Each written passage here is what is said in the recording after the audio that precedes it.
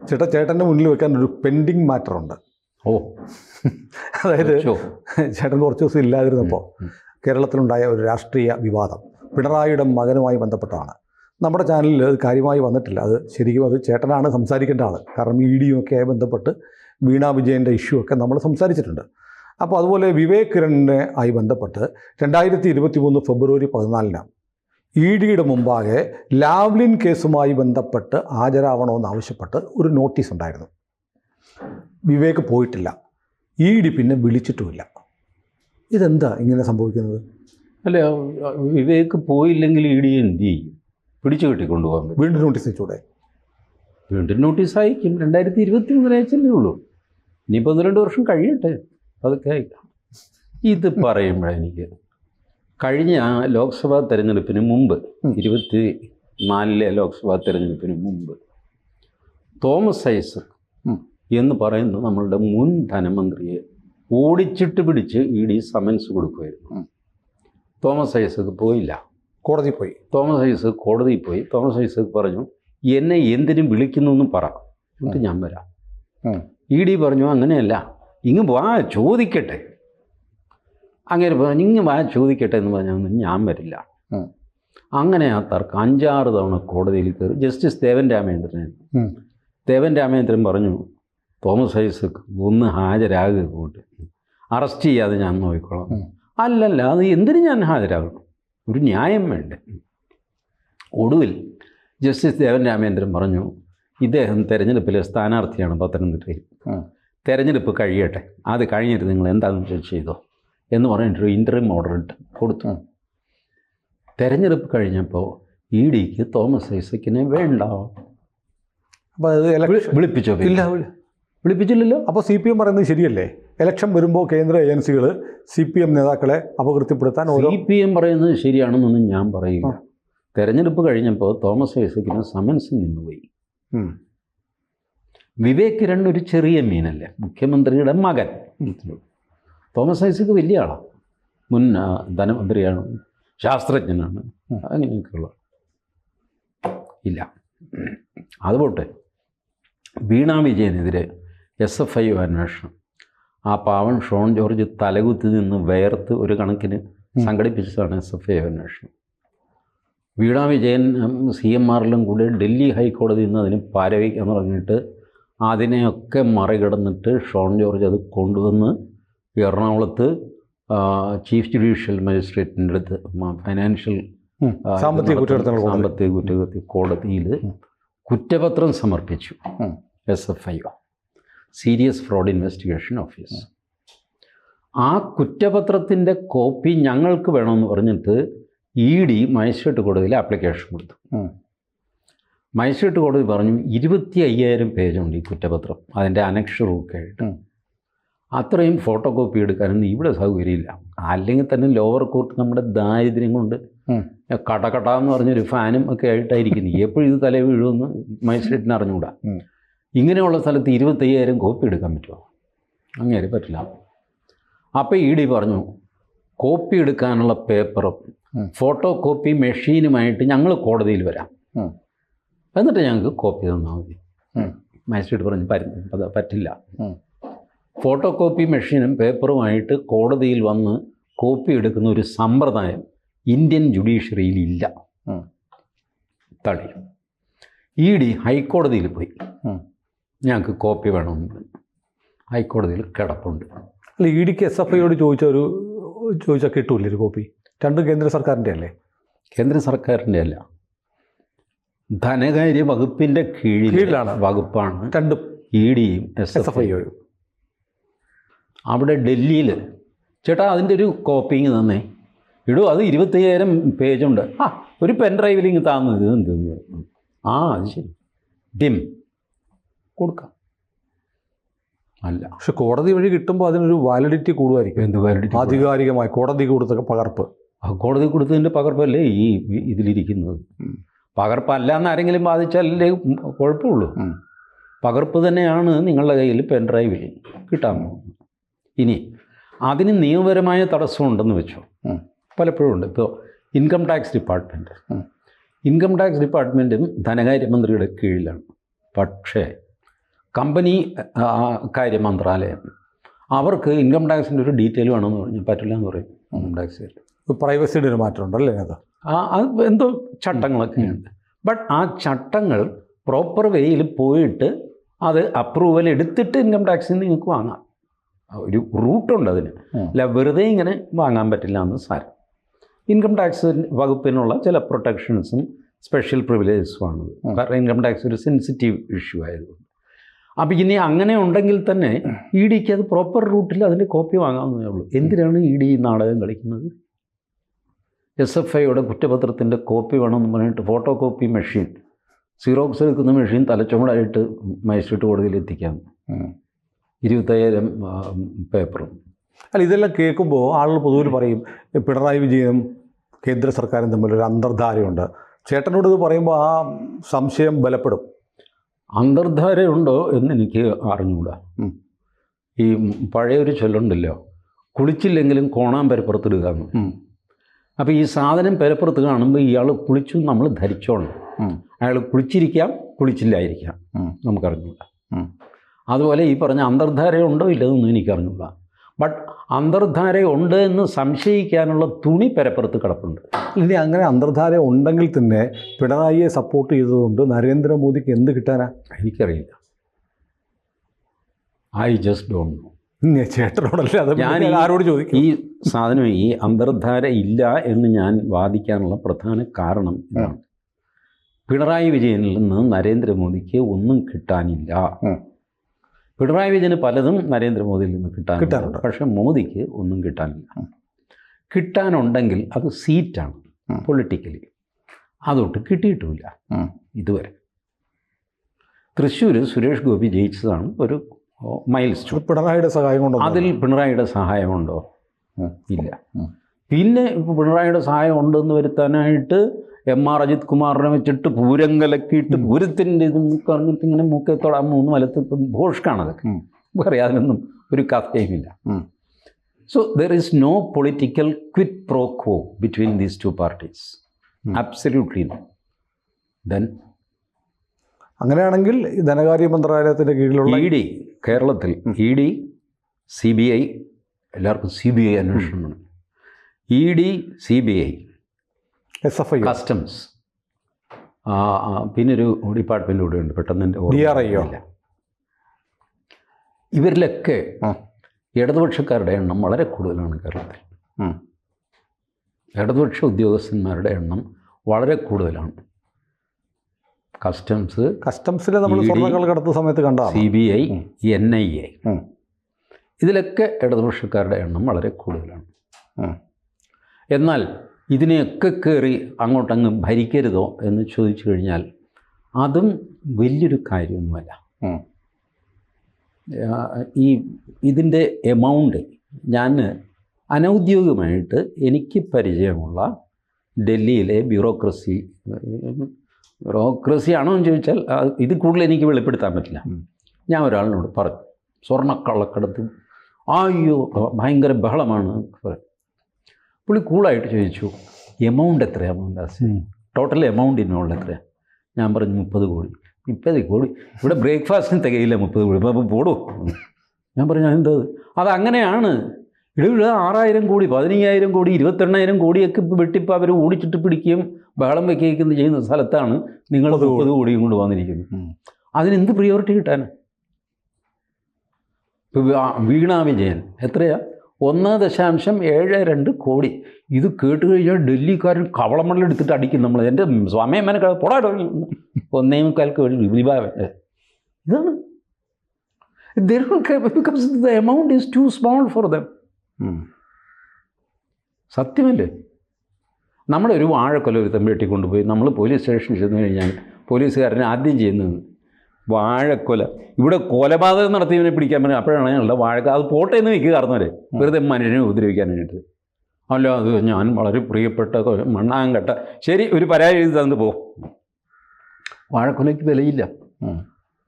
നമുക്കത് പ്രിയപ്പെട്ട വാഴക്കൊലയാണ്. നമ്മുടെ സ്വർണ്ണം കൊള്ളക്കൊടുത്ത് പിണറായി വിജയനെ അറസ്റ്റ് ചെയ്യും ഇപ്പോൾ എന്നൊക്കെ പറഞ്ഞ് അവർക്കിത് വലിയ കാര്യമല്ല.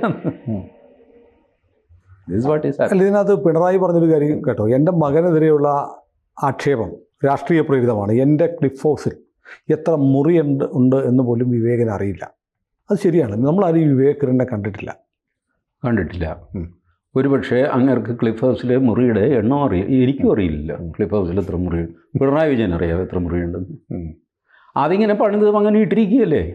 അതിലൊരു 4-5 മുറി പുള്ളി ഉപയോഗിക്കുന്നുണ്ടാകും. ബാക്കി എന്തോ പൂട്ടിക്കിടക്കുകയാണ്. ആയിക്കോട്ടെ, അതിനകത്ത് വല്ല ബോംബോ ചേമ്പോ പാമ്പോ വല്ലതും ഉണ്ടോ എന്ന് നോക്കടാന്ന് പറയും.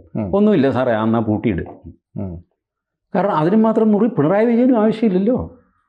അതുകൊണ്ട് മുറി എണ്ണം അറിയാമോ അറിയില്ല എന്നുള്ളതൊന്നും കഥയൊന്നുമില്ല. ഈ പ്രശ്നം ഈ പറഞ്ഞ കോക്കസ് ഇതെല്ലാം ഒതുക്കി തീർക്കുന്നു എന്നുള്ളതാണ്. ഡൽഹിയിൽ ഇതിന് വലിയ പ്രാധാന്യം ഇല്ലതാണ്. Believe me. അതോ ഇനി ഇലക്ഷന് മുമ്പ് വീണ്ടും ഒരു നോട്ടീസൊക്കെ ആയിട്ട് വരുമോ? ഒരു പക്ഷേ വന്നു എന്ന് വരും. കാരണം പല രീതിയിലുള്ള പ്രഷർ വരും. പൊളിറ്റിക്കൽ പ്രഷർ വരും. നമ്മൾ കണ്ടില്ലേ, ഈ ഫയലൊക്കെ പെൻഡിങ്ങിൽ വെച്ചിട്ട് ഇതിലൊക്കെ ഇവന്മാർ കുരുങ്ങേണ്ടതാണ്. No action has been taken. അരെ ക്യാ ഹോ ഗയാ സാർ? അത് എമൗണ്ട് ചെറുതോ വലുതോ അഴിമതി വെച്ച് ഉറപ്പിക്കാൻ പറ്റില്ല. അതാണോ എടുക്കണം. സംഗതി ചൂടായി, അങ്ങോട്ടും ഇങ്ങോട്ടും ഫോൺ അയക്കുന്നു, പിടിക്കുന്നു, സമൻസ് അയക്കുക, അത് ചെയ്യും ഇത് ചെയ്യുന്നൊക്കെ പറയുന്നു, പിന്നെയും തളരുന്നു. ഇതൊക്കെ സംഭവിക്കാറുണ്ട്. അപ്പോൾ സംഭവിക്കുന്ന വേറൊരു കാര്യമുണ്ട്. കേന്ദ്ര സർക്കാരിൻ്റെയും കേന്ദ്ര ഏജൻസികളുടെയും വിശ്വാസ്യത എന്ന് പറഞ്ഞൊരു സാധനം കപ്പൽ കയറിപ്പോകും. വിശ്വാസ്യതയല്ല, എഫിഷ്യൻസി. വിശ്വാസ്യതയൊന്നും അല്ല. ആളുകൾ പറയുമല്ലോ, ED ഇലക്ഷൻ വരുമ്പോൾ നോട്ടീസ് അയക്കും, ഇലക്ഷൻ വരുമ്പോഴത്തേക്ക് അത് പതുക്കും. അപ്പം EDക്ക് രാഷ്ട്രീയ ലക്ഷ്യമുണ്ട് എന്ന് പറയാം. ഇലക്ഷൻ വരുന്നതിന് മുമ്പ്, ഇലക്ഷനൊന്നും ഇല്ലാത്തപ്പോഴും അവരത് ചെയ്തിട്ടുണ്ട്. പിണറായി വിജയൻ്റെ കുത്തിപ്പൊക്കുമ്പോൾ എന്ത് ഇലക്ഷൻ വന്നിരുന്നത് ഒന്നുമല്ല. അല്ല, ഇതിനകത്ത് സ്ട്രെയിഞ്ച് ആയിട്ട് തോന്നിയൊരു കാര്യം ചേട്ടാ, ഇതിനകത്ത് വിവേക് കിരൺ അബുദാബിയിലോ മറ്റോ HSBC ബാങ്കിലോ മറ്റോ ആണ് ജോലി ചെയ്യുന്നത്. അയാൾക്ക് ലാവ്ലിൻ കേസുമായി ബന്ധപ്പെട്ടാണ് നോട്ടീസ് അയച്ചതെന്നാണ് മനോരമ പറയുന്നത്. ലാവ്ലിനും വിവേകുമായിട്ട് എന്ത് ബന്ധം ഉണ്ടാവാൻ? ആ ബന്ധം എന്താണെന്ന് നോട്ടീസ് അയച്ചവർക്കറിയാം. ഇപ്പോൾ ലാവ്ലിൻ കേസ് എന്താണെന്ന് അറിയാവുന്ന എത്ര പേര് ജീവനുണ്ട്? ലാവ്ലിൻ കേസിൽപ്പെട്ട പ്രതികളിൽ കുറേയധികം പേര് മരിച്ചു. പിണറായി വിജയൻ അപ്പോൾ ആയുസ്സുള്ളതുകൊണ്ട് അദ്ദേഹം ജീവനോടെ ഇരിക്കുന്നു. ബാക്കി കൂട്ടുപ്രതികളിൽ പലരും മരിച്ചുപോയില്ലേ? ഇപ്പോഴും ആ കേസ് സുപ്രീം കോടതിയിൽ ഇങ്ങനെ എത്ര തവണ മാറ്റി എന്നത് ഇപ്പോൾ ആർക്കും അറിയില്ല. വാർത്തയല്ലാത്തതേ സുനിലെ, ഈ കൺകറൻറ്റ് ജഡ്ജ്മെൻ്റ് ഉള്ള കേസ് സുപ്രീം കോടതിയിൽ ഗൗരവമായിട്ട് അവരെടുക്കില്ല. പിണറായി വിജയൻ്റെ ലാവ്ലിൻ കേസ് കേസ് എന്താ? പിണറായി വിജയൻ്റെ ഡിസ്ചാർജ് പെറ്റീഷൻ ലോവർ കോർട്ടിൽ ശരി, പിണറായി വിജയനെ അക്വിറ്റ് ചെയ്തു, ഡിസ്ചാർജ് ചെയ്തു. ഹൈക്കോടതിയിൽ പോയി, ഹൈക്കോടതിയും പിണറായി വിജയനെ ഡിസ്ചാർജ് ചെയ്തു. സുപ്രീം കോടതിയിൽ CBI അപ്പീൽ പോയിരിക്കുകയാണ്. ഇതാണ് സംഭവം. ഇപ്പോൾ ആദ്യമേ സുപ്രീം കോടതി എടുത്തുമ്പോൾ വാട്ട് ഈസ് ദ ഇഷ്യൂ? സാറേ, അത് താഴെയും ഡിസ്ചാർജ് ചെയ്തു, ഹൈക്കോടതിയും ഡിസ്ചാർജ് ചെയ്തു. ഇനിയിപ്പോൾ ഇതിൻ്റെ മെറിറ്റിലേക്ക് പോകണമെന്നാണ് ഞങ്ങൾ. അല്ല, അത് CBIയുടെ കേസ്. ശരി, മാറ്റിവേ. 2 കോടതി ഡിസ്ചാർജ് അനുവദിച്ച കേസ് സുപ്രീം കോടതി ആദ്യം ആലോചിക്കുന്നത് എന്തിന്? Why we should go into the issue. In fact തത്വത്തിൽ, ഞാൻ പിണറായിയെ സപ്പോർട്ട് ചെയ്യുക പറയില്ല, തത്വത്തിൽ കോടതികൾ എടുക്കുന്ന നിലപാട് ശരിയാണ്. സുപ്രീം കോടതി വാസ്തവത്തിൽ ഈ വേലിപൊളി കേസുകളിലൊന്നും ഇടപെടാൻ പാടില്ല. കോൺസ്റ്റിറ്റ്യൂഷണൽ ഇഷ്യൂ ഉണ്ടോ അതിൽ മാത്രമേ ഇടപെടാവുള്ളൂ. അല്ലാത്തത് ഹൈക്കോടതി വെച്ച് തീരണം. പണ്ടൊക്കെ ബ്രിട്ടീഷ് ഭരണകാലത്തുണ്ടല്ലോ, കൊലപാതക കേസ് ഹൈക്കോടതിയിൽ തീരും. യു കനോട്ട് ഗോ ടു അന്ന് സുപ്രീം കോർട്ടല്ല, പ്രിവി കൗൺസിലാണ്. പ്രിവി കൗൺസിൽ നിങ്ങൾക്ക് പോകാൻ പറ്റില്ല. 2 പ്രവിശ്യകൾ തമ്മിലുള്ള വഴക്കോ പ്രശ്നമോ ഉണ്ടെങ്കിൽ മാത്രം പ്രിവി കൗൺസിലോ. അതല്ലാത്തതൊക്കെ ഹൈക്കോടതിയിൽ വെച്ച് തീർക്കുക. അല്ലെങ്കിൽ നിങ്ങളുടെ കേസ് ഇങ്ങനെ പൊങ്ങിപ്പോൾ എല്ലാവരും എൻ്റെ വേലി വിളിച്ച് എൻ്റെ കാശുണ്ട്, ഞാനിങ്ങനെ കപിൽ സിബലിനെ വെച്ച് സുപ്രീം കോടതിയിൽ വേലി വിളി കേസ് ബാധിക്കുന്നു. തെമ്മാടിത്തരല്ലേ? ജനങ്ങളുടെ പൈസ ഇങ്ങനെ. അല്ല, ആ സിസ്റ്റം മറികടക്കാനാണല്ലോ SLP കൊണ്ടുവന്നത്. ഇപ്പോൾ എല്ലാവരും SLP ആയിട്ട് പോവുക. അത് സ്വീകരിക്കാൻ സുപ്രീം കോടതിക്ക് സന്തോഷം. എന്തിനാണ് ഇവിടെ വന്നത്? ഇതിനകത്ത് കോൺസ്റ്റിറ്റ്യൂഷണൽ ഇഷ്യൂ എന്താണെന്ന് ഒരിക്കലെങ്കിലും കോടതി ചോദിക്കില്ല. അപ്പോൾ ലാവ്ലിൻ കേസിൽ സംഭവിച്ചത് ഈ കൺകറൻറ്റ് ജഡ്ജ്മെൻ്റ് ഉള്ള കേസായതുകൊണ്ട് അതിങ്ങനെ മാറി പോകുന്നു. അപ്പോൾ തെരഞ്ഞെടുപ്പ് വരും മുമ്പ് EDക്ക് വീണ്ടും ജീവൻ വെക്കുമെന്നോ? ജീവൻ വെച്ചെന്ന് വരാം, വെച്ചില്ലെന്ന് വരാം. ഈ തെരഞ്ഞെടുപ്പ് വരുമ്പോൾ അതിനൊരു പൊളിറ്റിക്കൽ ഉദ്ദേശമല്ല, മൊത്തം കാര്യങ്ങളൊന്ന് ചൂടാവുന്നു, കൂടെ ഇതും ചൂടാവുന്നു. ഇപ്പോൾ UPയിൽ നോക്ക്, ബുൾഡോസർ പ്രശ്നമുണ്ട്. ബുൾഡോസർ പ്രശ്നം വരുന്നത് എന്താണെന്ന് വെച്ചാൽ യോഗി ആദിത്യനാഥ് അത് തുറന്നു പറഞ്ഞിരുന്നു. എന്തെങ്കിലും പ്രശ്നമുണ്ടായി, ഒരു ഗുണ്ട അത് ഇത് വഴക്ക് വെടിവെപ്പ് സംഗതിയൊക്കെ ആയിക്കഴിയുമ്പോഴാണ് ഞാൻ ഇവരുടെ ജാതകം എടുക്കണമെന്ന് പറഞ്ഞു. ജാതകം നോക്കിക്കഴിഞ്ഞപ്പോഴാണ് 1976 മുതൽ ഇവൻ മുനിസിപ്പൽ കോർപ്പറേഷൻ്റെ 2.25 ഏക്കർ കയ്യേറി ബിൽഡിങ് വെച്ചിരിക്കുകയാണ്. 75 തവണ ഇവന് വെക്കേഷൻ നോട്ടീസ് അയച്ചിട്ടുണ്ട്. പൊളിച്ചു കളയണം 26 കൊല്ലമായി നോട്ടീസ് കിട്ടിയിട്ടും ഇവൻ പൊളിച്ചു കളയുന്നില്ല. പൊളിക്കടാവ്. പുള്ളി പറഞ്ഞു, ഞാനിത് പിക്ക് ആൻഡ് ചൂസ് ചെയ്യുന്നതല്ല, ഒരു പ്രശ്നം വരുമ്പോഴാണ് ഇവൻ്റെ ജാതകം നോക്കുന്നത്. അല്ലാതെ വെറുതെ ഇരിക്കുന്നൊരു ബിൽഡിംഗ് ഇത് കയ്യേറിയതാണോ എന്ന് പറഞ്ഞ് ആരെങ്കിലും പരിശോധിക്കുമോ? വേറെ ഒരുപാട് പണികളൊക്കെ. ഈ പ്രശ്നം വന്നു കഴിയുമ്പോൾ ഞാൻ പോലീസുകാരെ വിളിച്ച്, എന്താണ് എൻ്റെ പൊന്നു സാറേ, അവനെ കൊണ്ട് ജീവിക്കാൻ വയ്യ, അവൻ 1976 കയ്യേറിയ വസ്തു അത് റെക്കോർഡ് കൊണ്ടുപോകാൻ അത് നോക്കും, പിടിക്കടാം. ഇതാണ് ബുൾഡോസറിൽ സംഭവിക്കുന്നത്. ആൾക്കാർ യോഗി അവൻ ലഹളയുണ്ടാക്കി അവൻ്റെ വീടിടിച്ച് പൊളിച്ചു. സംഭവം ഇതാണ്. ലഹളയുണ്ടാക്കിയപ്പോൾ ഇവൻ്റെ ജാതകം എടുത്തപ്പോഴാണ് അത് പൊളിച്ചു. അതുകൊണ്ടാണ് സുപ്രീം കോടതിക്ക് ഒന്നും ചെയ്യാൻ പറ്റാത്തത്. മൗറീഷ്യസിൽ പോയിട്ടാണ് നമ്മളുടെ ചീഫ് ജസ്റ്റിസ് ഗവായി പ്രസംഗിച്ചത്. രാജ്യം ഭരണഘടനയിലാണ് നടക്കുന്നത്, ബുൾഡോസറിലല്ല.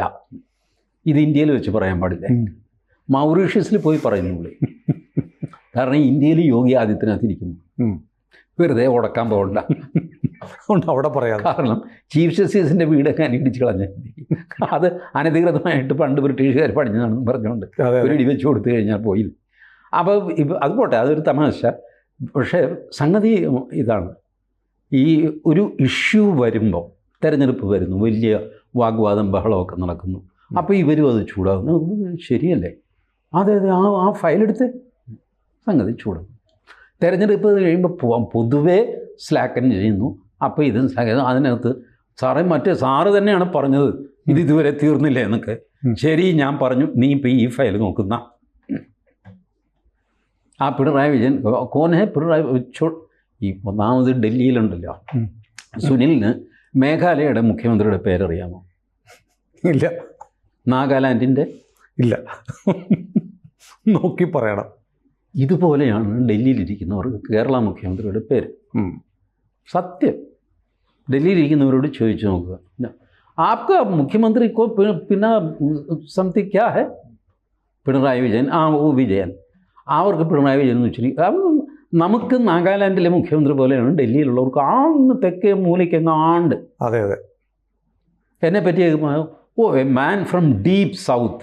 ഞാൻ വിചാരിക്കും എന്തോ അന്ധകൂപത്തിൽ നിന്ന് ഞാൻ വരുന്ന പോലെയാണ് ഇൻട്രൊഡ്യൂസ് ചെയ്യുന്നത്. Deep south. A man from deep south, our friend Mohandas. ഞാൻ പലപ്പോഴും പറയണം, ഈ ഡീപ്പ് സൗത്ത് എന്നൊക്കെ പറഞ്ഞ് മനുഷ്യനെ ഒരുമാതിരി പാതാളത്തിൽ നിന്ന് വരുന്നവനെന്നുള്ള മട്ടിൽ അങ്ങനെയാണ് അവർ കാണുന്നത്. ഇന്ത്യയുടെ വലിപ്പം ആലോചിച്ച് നോക്കും. അവിടെ നിന്ന് നോക്കുമ്പോൾ തെക്കറ്റത്ത് മൂലയ്ക്ക് അവിടെ ആരാ നിങ്ങളുടെ മുഖ്യമന്ത്രി ചോദിക്കും. അവർക്കറിയില്ല. അത് അവരുടെ കുറ്റമല്ല, നമുക്ക് മറ്റവരുടെ അറിയില്ലല്ലോ. അതെ അതെ. നമുക്കൊരു ആന്ധ്ര കഴിഞ്ഞ് കഴിഞ്ഞാൽ നമുക്ക് ഏതെങ്കിലും മുഖ്യമന്ത്രിയുടെ പേരറിയാമോ? അല്ല, ഗൂഗിൾ ചെയ്യാതെ ഒറ്റ നോട്ടത്തിൽ അറിയാവുന്ന 4-5 മുഖ്യമന്ത്രിമാരുടെ പേരേ അത്രേ ഉള്ളൂ. ഇത് യോഗിയുടെ കയ്യിലും ബുൾഡോസർ ഉള്ളതുകൊണ്ട് യോഗി അറിയാം, ആസാം മുഖ്യമന്ത്രി അറിയാം, ബംഗാൾ മുഖ്യമന്ത്രി അറിയാം, കർണാടക മുഖ്യമന്ത്രി അറിയാം, തമിഴ്നാട് മുഖ്യമന്ത്രി ബഹളം വയ്ക്കുന്നവരെ അറിയാം. ഈവൻ ഗോവ മുഖ്യമന്ത്രിയുടെ പേര് നമുക്കറിയാൻ പറ്റില്ല. കാരണം ഗോവ പ്രായണ ശാന്തമായിട്ട് പോകുന്നത് അറിയാൻ പറ്റില്ല. ആരുടെയും കുറ്റമല്ല, നമ്മൾ ഇത് പ്രയോഗിക്കുന്നില്ല. ഇതുപോലെയാണ് കേരളം. ന്യൂഡൽഹിയിൽ കേരളത്തിൽ അഡ്ജസ്റ്റ്മെൻറ്റാണ്, കേരളത്തിലെ കേസ് ഫാസ്റ്റ് ആകുന്നില്ല, BJP CPM ധാരണയുണ്ട്. ടീക്കെ ചോട് അടുത്ത ആൾ. ഇതിന് മറുപടി പോലും കിട്ടില്ല ഡൽഹിയിൽ നിങ്ങൾക്ക്. അതെ അതെ. കാരണം അത്രയ്ക്ക് ഇൻസിഗ്നിഫിക്കൻ്റ് ആണ് കേരളം അവരെ സംബന്ധിച്ചിടത്തോളം പൊളിറ്റിക്കലി. അപ്പോൾ ഞാനിപ്പോൾ ഇത് സംസാരിക്കാൻ കാരണം, എനിക്ക് ചേട്ടൻ വരാതിരുന്ന സമയത്ത് നമ്മളോട് സംസാരിച്ച ആളുകളൊക്കെ ഈ വിവേക് കിരണിൻ്റെ കാര്യത്തിൽ TGക്ക് എന്താണ് പറയാനുള്ളതെന്ന് അറിയണമെന്ന് പറഞ്ഞിരുന്നു. അപ്പോൾ പ്രേക്ഷകരുടെ ആവശ്യം നമ്മൾ നിർവഹിച്ചു കൊടുക്കണമല്ലോ. വിവേക് കിരണിൻ്റെ കാര്യത്തിൽ ഞാൻ ഇത്രേ പറയുന്നുള്ളൂ. ഇതിനൊക്കെയുള്ള ഗൗരവം ഇത്രയേ ഉള്ളൂ. അതുകൊണ്ട് ഒരു സമൻസ് അയച്ചു വന്നു, വന്നില്ലെങ്കിൽ പോകും. വന്നാലും എന്താ, ഒന്ന് ചോദ്യം ചെയ്തിട്ട് ശരി പിന്നെ വിളിക്കാൻ പോകും. ഇത്രേ ഉള്ളൂ. വിവേക് കിരണിന് പണ്ടാരണങ്ങനായിട്ട് ഈ ഇടിയുടെ മുമ്പിലൊന്ന് ഹാജരായിട്ട് പോയി കഴിഞ്ഞാൽ ആ തലവേദന അങ്ങ് തീരും. അതെ അതെ. പക്ഷെ ഇനി വിളിക്കണ്ടേ? വിളിച്ചാലേ പോകണ്ടുള്ളൂ. അല്ല, അന്ന് വിളിച്ചപ്പോൾ വേണമെങ്കിൽ പോകാമായിരുന്നു. പിന്നെ സാധാരണഗതിയിൽ അല്പം വലിയ ആൾക്കാരുടെ സ്വഭാവം എന്താണെന്ന് വെച്ചാൽ വിളിച്ചാൽ ഉടനെ പോവില്ല. നമ്മളെയൊക്കെ പോലീസുകാർ ഫോണിലാണ്, നമുക്ക് സമൻസ് ഒന്നുമില്ല. മോഹൻദാസ് ആണോ? അതെ. താനൊന്ന് സ്റ്റേഷനിൽ വരണമല്ലോ. എപ്പോൾ വരണം സാർ? ഉച്ച കഴിഞ്ഞ് പോര്. എത്ര മണിക്ക് സാർ? മണി അറിഞ്ഞാലേ വരുവുള്ളോ? ഇല്ല, ഞാൻ വന്നോളാം സാർ. 2:30 മണി മുതൽ ഞാനവിടെ നിൽക്കും, ഇരിക്കാൻ പറ്റുന്നു. സാർ ഞാനെന്നാൽ ഒരു ചായ കുടിച്ചിട്ട് വരട്ടെ. എന്ത് ചായ കുടിക്കാൻ? അവിടെ നിൽക്കുക, SI ഇപ്പോൾ വരും. ഇതൊക്കെയാണ് സാധാരണക്കാരനുള്ള പെരുമാറ്റം. വലിയ ആൾക്കാരങ്ങനെയല്ല. അവരോട് പറയും, സാറേ ഒരു നോട്ടീസ്. എന്ത് നോട്ടീസ്? അല്ല, അത് ചട്ടമനുസരിച്ച് ഒരു നോട്ടീസ് സാറിന് ഇഷ്യൂ ചെയ്യണം. ഹാജരാവാൻ വേണ്ടിയിട്ട് അത് സൗകര്യമുള്ളപ്പോൾ മതി. ഞാൻ കൊടുത്തുവിടാം, ജോസഫിൻ്റെ കൊടുത്തുവിടാം. കൊടുത്തുവിട്ട് നോക്കട്ടെ. കഴിഞ്ഞു. ആ നോട്ടീസിൽ 26-ാം തീയതി ഹാജരാകണം എന്നൊക്കെ പറഞ്ഞിട്ടുണ്ടാവും. ഇയാൾ ഹാജരാകുമൊന്നുമില്ല. പിന്നെയും 2 ആഴ്ച കഴിയുമ്പോൾ SI വിളിക്കും, സാർ ആ ചെറിയൊരു കാര്യം ഉണ്ടായിരുന്നു, ഒന്ന് ഹാജരാകണമായിരുന്നു. താൻ ഇങ്ങോട്ട് വാ, ഞാൻ അങ്ങോട്ട് വരുന്നില്ല. എത്രയോ നേതാക്കൾ അങ്ങനെയുണ്ട്. പോലീസ് സ്റ്റേഷനിൽ വരണമെന്ന് സൗകര്യമില്ല, പോലീസ് സ്റ്റേഷനുമായിട്ട് താൻ ഇങ്ങോട്ട് വന്നു. സാർ അവിടെ വയ്ക്കാൻ സ്ഥലമില്ല, പോലീസ് സ്റ്റേഷൻ ഇവിടെ വയ്ക്കാൻ സ്ഥലമുണ്ട്, മുറ്റത്ത് വയ്ക്കാൻ. ഫുൾ സ്റ്റേഷനുമായിട്ട് SI തലച്ചുമടായിട്ട് അവിടെ കൊണ്ടുവരും. അങ്ങനെ അതൊക്കെ VIPകൾക്ക് ആ പരിഗണനയുണ്ട്. അതൊരു പക്ഷേ വിവേക് കിട്ടിയിട്ടുണ്ടാവും. ഏതായാലും ഞാൻ പറഞ്ഞത് it is full of leftist. ഈ കേരളത്തിൽ കിടന്ന് കളിക്കുന്ന ഈ ED, CBI, ഈ സാധനങ്ങളെല്ലാം ഇതിൽ മാക്സിമം ലെഫ്റ്റ് ഉദ്യോഗസ്ഥന്മാരാണ്. They will change the narrative, they will play whatever they want. It is very difficult to supervise them. അവർക്ക് അവരുടെ യൂണിയനുണ്ട്, അവരെ ട്രാൻസ്ഫർ ചെയ്യാൻ പറ്റില്ല, അത് ചെയ്യാൻ പറ്റില്ല, ഇത് ചെയ്യാൻ പറ്റില്ല. വലിയ പ്രയാസമാണ്. അല്ലെങ്കിൽ ഡെഡിക്കേറ്റഡ് ആയിട്ട് ഒരു ഓഫീസർ തുനിഞ്ഞ് ഇതിൻ്റെ പിന്നാലെ ഇറങ്ങും. അങ്ങനെ ഇറങ്ങണമെങ്കിൽ അതിന് തക്ക ഗൗരവം കേരളത്തിന് ഡൽഹിയിൽ കിട്ടണം. Which is not there. That is why we are suffering. ഏതായാലും നോക്കാം, തെരഞ്ഞെടുപ്പ് വീണ്ടും വരുന്നുണ്ട്. ഷുവർ. കൂടുതൽ വാർത്തകളും വിശേഷങ്ങളും നിങ്ങളിലേക്ക് എത്താൻ ABC മലയാളം സബ്സ്ക്രൈബ് ചെയ്യുക, ബെൽ ബട്ടണും അമർത്തുക.